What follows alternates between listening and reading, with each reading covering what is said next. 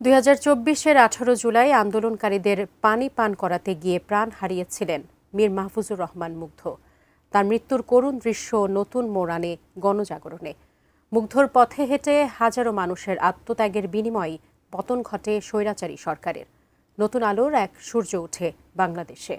ওয়ালিউল সাকিবের প্রতিবেদন। 18 জুলাই 2024 উত্তরার আজমপুর। ক্লান্ত আন্দোলনকারীদের পানি পান করাতে হন্যে হয়ে ছুটছেন এক যুবক। অসংখ্য মানুষের তৃষ্ণায় সেদিন মিটিয়েছেন তিনি। তবে শেষ পর্যন্ত নিজের তৃষ্ণাই হয়তো মেটাতে পারেননি। অ্যান্টিব্যাকটেরিয়াল অ্যাডিটিভ যুক্ত সেরা ওয়াটার ট্যাঙ্ক বিশুদ্ধ পানিতে ব্যাকটেরিয়া জন্মাতে দেয় না।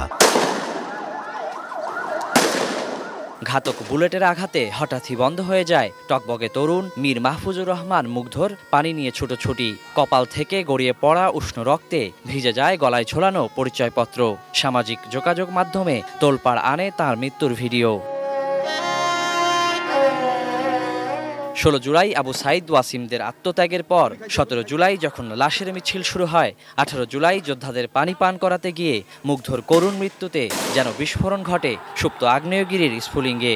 এরপর আত্মত্যাগের অসামান্য এক ইতিহাস গাঁথা লিখেন 1400-রও বেশি শহীদ। রক্তক্ষয়ী এক দীর্ঘ মাস জুলাই গিয়ে পড়ে 36 দিনে। কোটি কোটি ছাত্র জনতার জীবন মরণ লড়াইয়ের পর আসে চূড়ান্ত বিজয়। গণ অভ্যুত্থানে পতন ঘটে ফ্যাসিস্ট আওয়ামী সরকারের। যাদের কারণে দেশের মানুষ ফিরে পেল মুক্ত বাতাসে নিঃশ্বাসের স্বাদ, পেল নির্ভয়ে কথা বলার অধিকার, নতুন করে মাথা উঁচু করে বেঁচে থাকার আশ্বাস, পেল স্বাধীন বাংলাদেশে নতুন স্বাধীনতা।